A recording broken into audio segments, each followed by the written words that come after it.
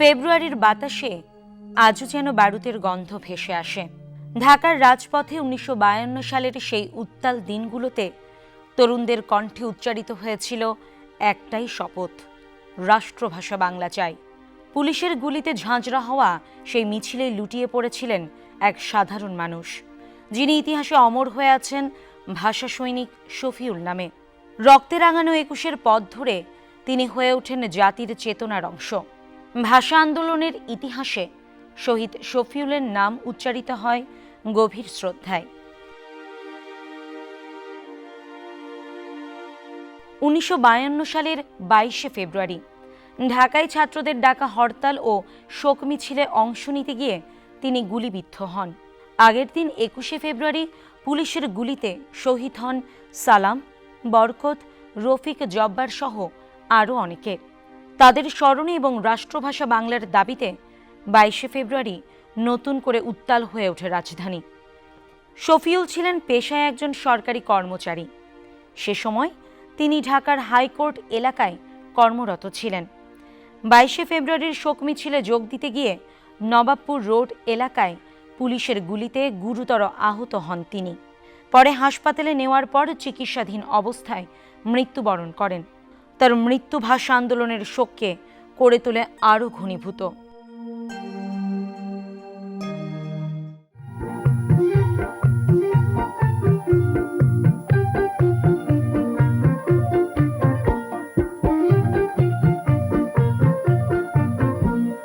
ভুলবো না ভুলবো না ভুলবো না সেই ২১শে ফেব্রুয়ারি, ভুলবো না ভুলবো না ভুলবো না ভুলবো না সেই ২১শে ফেব্রুয়ারি, ভুলবো না।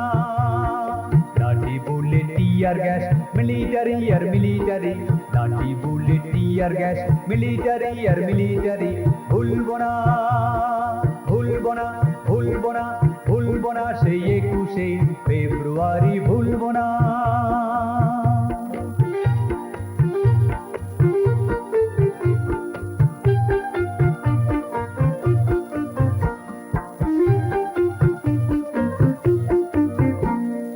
রাষ্ট্রভাষা বাংলা চাই, এই দাবিতে ধর্মঘট, রাষ্ট্রভাষা বাংলা চাই, এই দাবিতে ধর্মঘট। বরকত সালামের খুনে লাল ঢাকার রাজপথ, লাল ঢাকার রাজপথ, লাল ঢাকার রাজপথ, লাল ঢাকার রাজপথ, ভুলবো না ভুলবো না ভুলবো না ভুলবো না সেই ২১শে ফেব্রুয়ারি, ভুলবো না।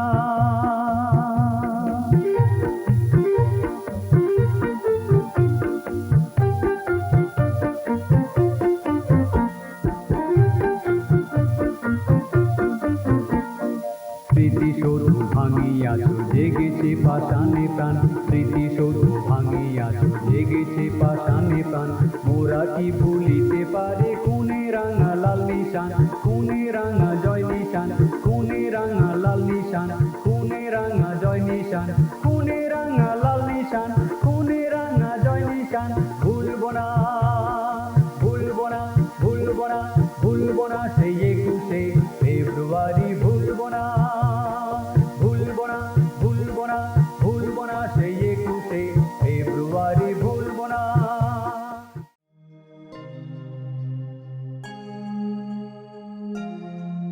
শফিউলের এই আত্মত্যাগ ভাষা আন্দোলনকে নতুন মাত্রা দেয়।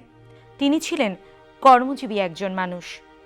ফলে ভাষা আন্দোলন যে কেবল শিক্ষার্থীদের আন্দোলন ছিল না, বরং তা ছিল সর্বস্তরের মানুষের দাবির বহিঃপ্রকাশ। শফিউলের মৃত্যু সেই সত্যকেই স্পষ্ট করে তোলে। শফিউলের জীবন ছিল নিভৃত, কিন্তু মৃত্যু তাকে দিয়েছে অমরত্ব। তিনি ছিলেন না কোনো বড় রাজনৈতিক নেতা, ছিলেন না আলোচিত ব্যক্তিত্ব, তবু ইতিহাসে তার নাম উজ্জ্বল, কারণ তিনি ভাষার অধিকারের পক্ষে দাঁড়িয়েছিলেন জীবনের ঝুঁকি নিয়ে। তার রক্ত মিশে আছে ২১-এর মাটিতে, তার আত্মত্যাগ ছড়িয়ে আছে বাঙালির উচ্চারণে।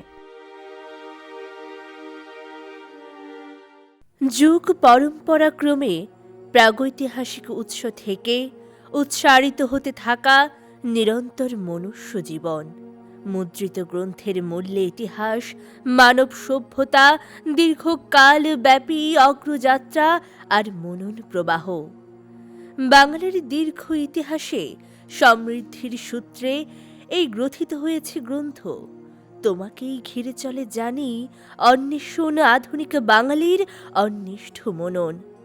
হরফ ঢালাই কাজে সার্বভৌম 5টি আঙুল, সমগ্র শতাব্দী বেপে চলে দ্রুত মনন মুদ্রণ। প্রকাশনা শিল্প ইতিহাসে অনন্য তোমার নাম। তোমার ছেনির গায়ে তৈরি হয় লাল বর্ণমালা। মুদ্রণের সৌকর্য বর্ধন হেতু চলে বিবিধ নিরীক্ষা। হরফ চলনশীলে প্রবর্তিত হয় আধুনিক মুদ্রণ পদ্ধতি।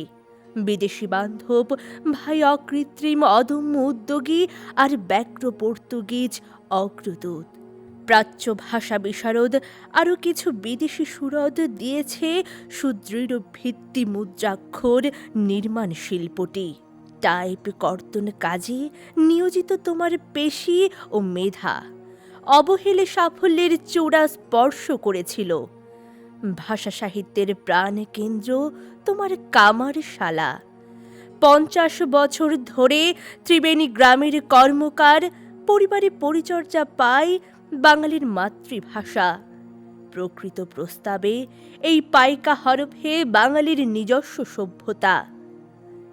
কৃষি যথাযোগ্য সমাদর পায়।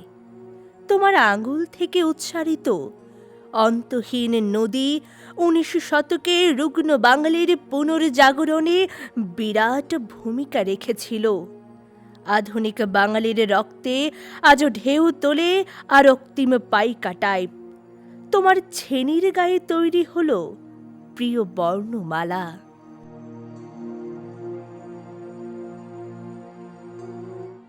21শে ফেব্রুয়ারি আজ আন্তর্জাতিক মাতৃভাষা দিবস হিসেবে বিশ্বজুড়ে পালিত হয়, যার স্বীকৃতি আসে ইউনেস্কো থেকে।